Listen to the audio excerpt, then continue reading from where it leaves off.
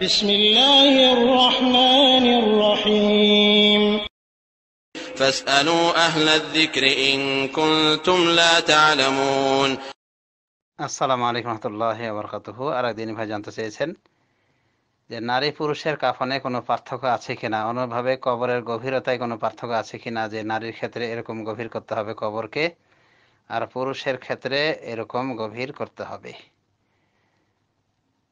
এই ছিল আমাদের ভাইজানের প্রশ্ন, এর উত্তর হলো বিল্লাহি তৌফিক। নারী পুরুষের কাফনের কাপড়ের সংখ্যা বিষয়ে উলামায়ে দ্বীনের ভিতরে ইখতিলাফ রয়েছে। অধিকাংশ উলামায়ে দ্বীন মনে করেন যে মহিলাকে 5টি কাপড়ে কাফন করতে হবে, 5টি কাপড়ে কাফন করা বিধিসম্মত। তারা আবু দাউদের একখানা হাদিসকে পেশ করেন যে হাদিসটা মূলত জয়ীফ। সেখানে 5টি কাপড়ের কথা এসেছে। রাসূলুল্লাহ সাল্লাল্লাহু আলাইহি ওয়াসাল্লামের মেয়ের বিষয়ে বলা হয়েছে যে রাসূলুল্লাহ সাল্লাল্লাহু আলাইহি ওয়াসাল্লাম একটা একটা করে 5টা কাপড় তাদের নিকটে হস্তান্তর করেছিলেন, যে সমস্ত মহিলারা তার মেয়ের গোসল দিতেছিল। তো এই হাদিসটা জয়ীফ, এবং এটাই একটা হাদিস যার মাধ্যমে দলিল গ্রহণ করা হয়েছে। যেহেতু হাদিস জয়ীফ, কাজে তার থেকে দলিল গ্রহণ করা যায় না। এজন্যই কিছু উলামায়ে দ্বীন বলেন যে না, নারী পুরুষ সবার কাফনের সংখ্যা হবে 3টা। আর 3 কাপড়ে যে রাসূলুল্লাহ সাল্লাল্লাহু আলাইহি ওয়াসাল্লামকে কাফন করা হয়েছিল এই মর্মে হাদিসটি বুখারী মুসলিমে এসেছে। তো কিছু উলামায়ে দ্বীন মনে করেন যে 3টি কাপড় সবার জন্য প্রযোজ্য, নারী হোক নর হোক। কিন্তু জমহুর উলামায়ে দ্বীন এই হাদিসের উপর ভিত্তি করে 5টি কাপড় দিয়ে গিয়েছেন। 5টি কাপড় যারা বলেন তাদের কাপড়ের এগুলির বিস্তারিত বিবরণ হলো যে একটি হবে লুঙ্গি আকারে, আর একটি হবে জামা আকারে, আর একটি হবে ওড়না আকারে, আর বাকি দুটি এমনি লম্বা লম্বি কাপড় হবে। যে লম্বা লম্বি কাপড় দুইয়ের ভিতরে নারীর লাশকে জড়িয়ে দিতে হবে। তো এই হলো 5টি কাফনের বিস্তারিত বর্ণনা। হাসান বসরির আসার ইমাম বুখারী রহমতুল্লাহি আলাইহি উল্লেখ করেছেন। তিনি এইভাবে 5টি কাপড়ের কথা বলেছেন নারীর ক্ষেত্রে ফতোয়া আকারে। এবং ইমাম বুখারী অত্যন্ত চতুর চালাক ছিলেন। তো তিনি কোনো ফতোয়া উল্লেখ করলে এর পিছনে তার উদ্দেশ্য থাকতো। যদি ওই ফতোয়ার প্রতিবাদ উনি না করেন তাহলে এর দ্বারা উদ্দেশ্য থাকে তার যে এটা বৈধ বিধিসম্মত, মানে এর উপর আমল করা যায়। তার মানে ইমাম বুখারী ইঙ্গিত দিয়েছেন এই মর্মে যে হাসান বসরির এই আসারটির ওপর আমল করা যেতে পারে, অর্থাৎ 5টি কাপড়ে মহিলাদেরকে কাফন পরানো এটা ভালো।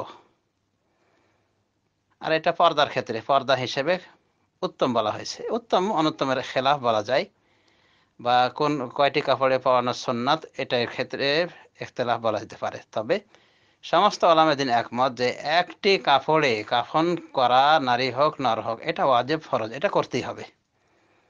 অর্থাৎ অন্তত একটা কাফন লাগবে নারী পুরুষ সবার ক্ষেত্রে, এখানে কোনো ইখতিলাফ নাই।